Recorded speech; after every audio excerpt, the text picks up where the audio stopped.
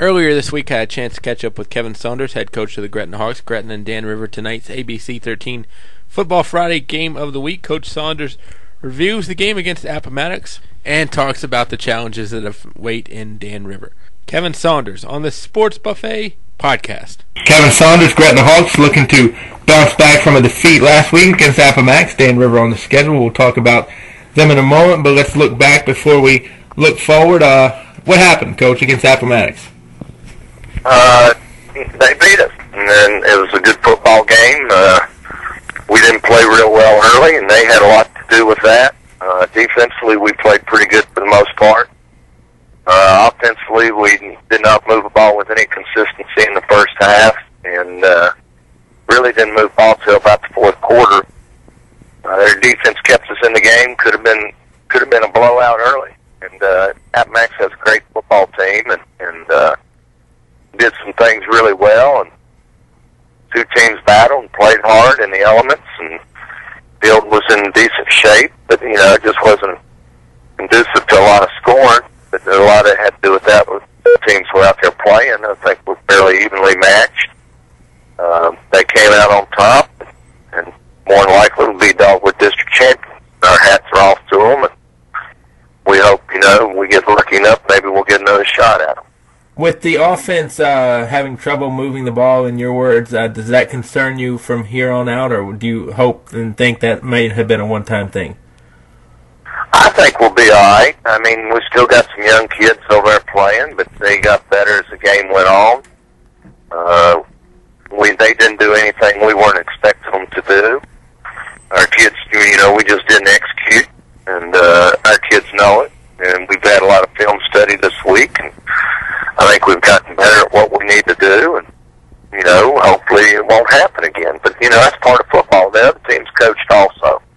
And Ben's an awful good football coach. Their coaches do a good job over there, and they just came out on top. They did a lot of things very well. They did not turn the ball over, which is huge in a game like that. We probably dropped 3 interceptions, but we didn't make plays when we had chances, and they did.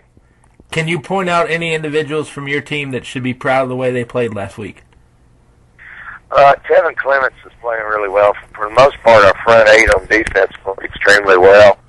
They run a very good offense and option offense. We got to keep our responsibilities, but Kevin Clements played well, and Tony Hall played really well. They come in at defensive tackle, and our 2 outside linebackers, Rashad Pinnell and Cam Jefferson, played really well. I mean, for the most part, our defense played fairly well most part of the game.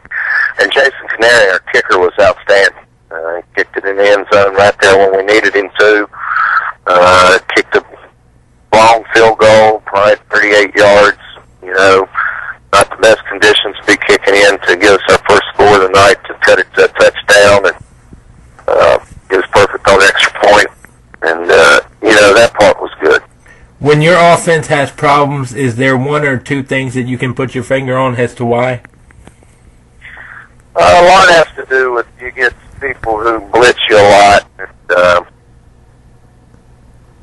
it's either, feast or famine when you blitz a lot, because we just couldn't get the ball out quick enough to open receivers. Now, we had some open receivers quite a bit for most of the night. We just couldn't get them there. And a lot has to do with, Appomattox's defense and how fast they were coming off the ball. And we did not always pick up their stunts.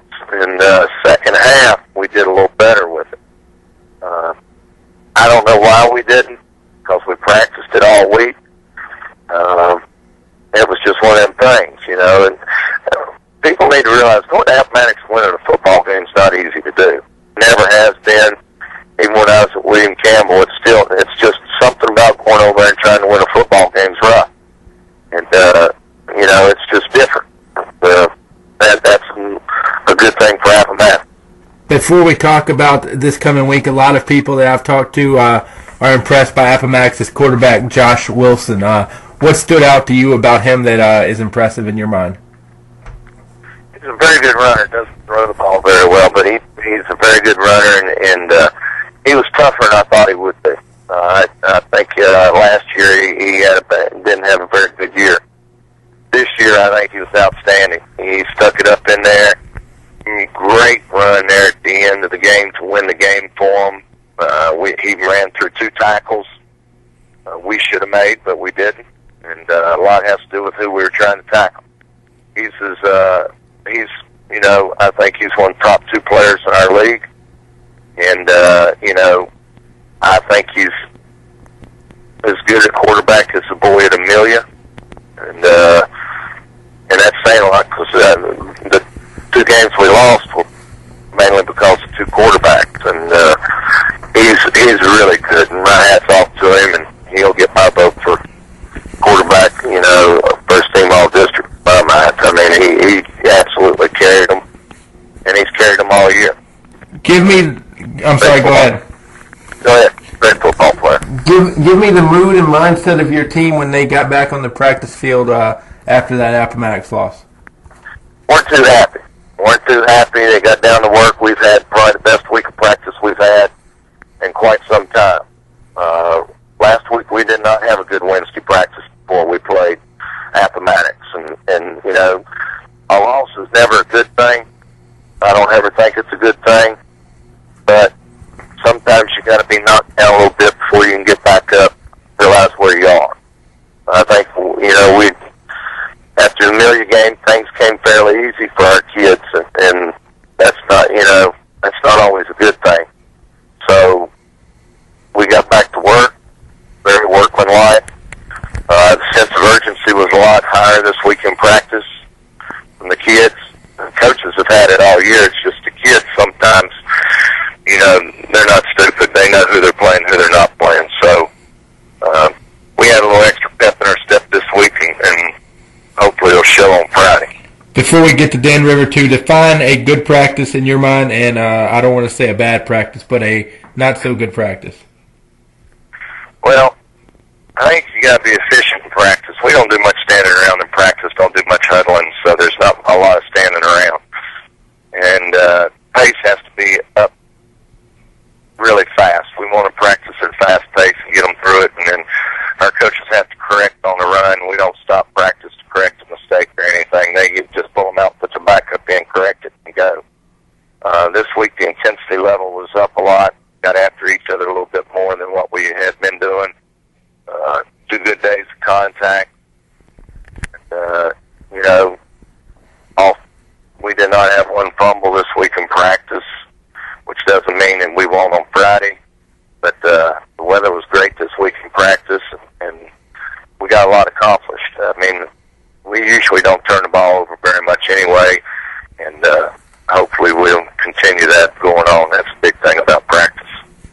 Bad practice is when it's sluggish, everybody's standing around, whining and crying, pointing fingers. He missed his block, I did my job.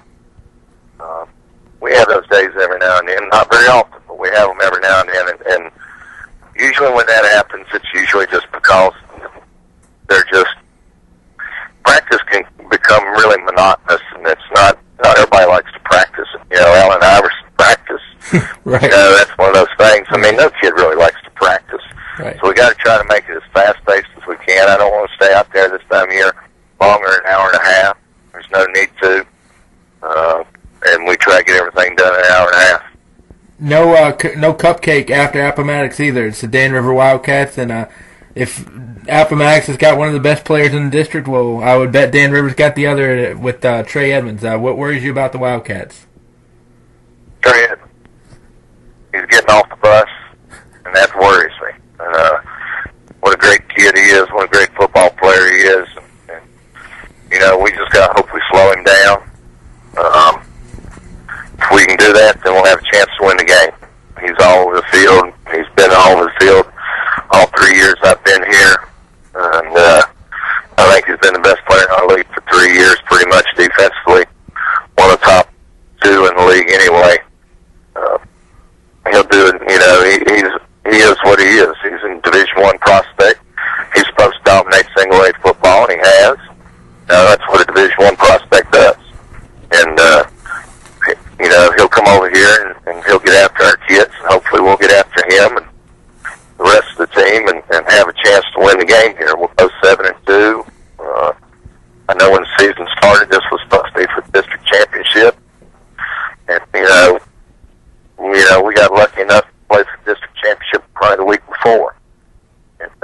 our kids have been in big games, a lot of big games, and they know what's at stake on Friday, and so does Dan River.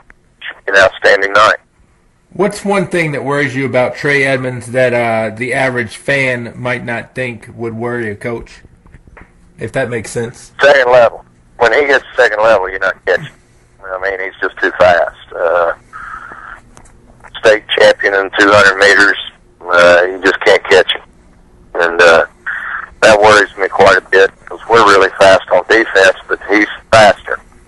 So we're going to try to hopefully fall down in front of him and slow him down a little bit.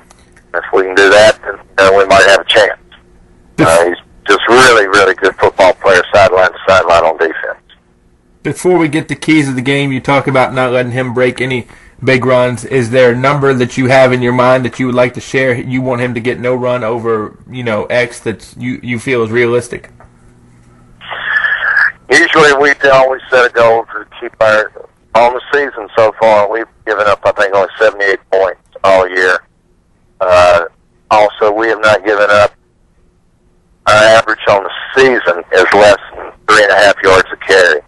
So the other night we gave up yards to the quarterback, but he had a lot of carries. Mm-hmm. And, that doesn't bother us. If he's going to get 100 yards, our goal is if he's going to get 100 yards, he's got to have 25 or 30 carries to do that. Right. And the thing is, if they get in 30 carries, you got to figure they're going to run 15, at least 15 other plays. We got to keep their snaps down. We don't want them to have more than 40 snaps. And that's what we try. In my mind, the coach's mind on defense, we got to make sure that they only get 40 snaps during the game. If they give only 40 snaps during the game, we're probably going to win most of the time. So he's probably going to get his yards. I mean, he's supposed to. Maybe we'll get lucky and hold him down. I don't know. But the key to it is you don't give him touchdowns. And, if we can do that, limit the big plays that they got, then, we'll have a chance.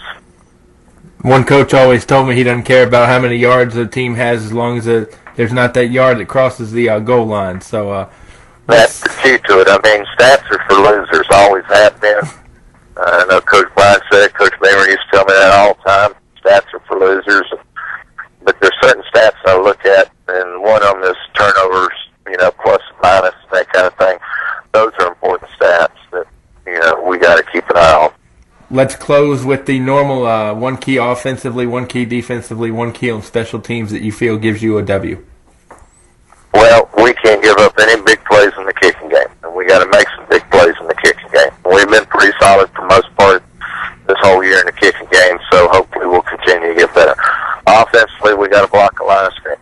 We block a line of scrimmage, we got a chance to win the game, and we got to know where Trey is at all times on defense. He has to be accounted for. He has to have a helmet on him every play. And on offense, we got to limit to big plays. We can't give. If we give up 3 or 4 big plays during the game, we'll get beat. And we can't do that. And we got to create turnovers on defense. We got to get the ball back. Coach, best of luck against Dan River, and we'll talk to you next week before the playoffs. You got it. I appreciate it. Kevin Saunders on the Sports Buffet.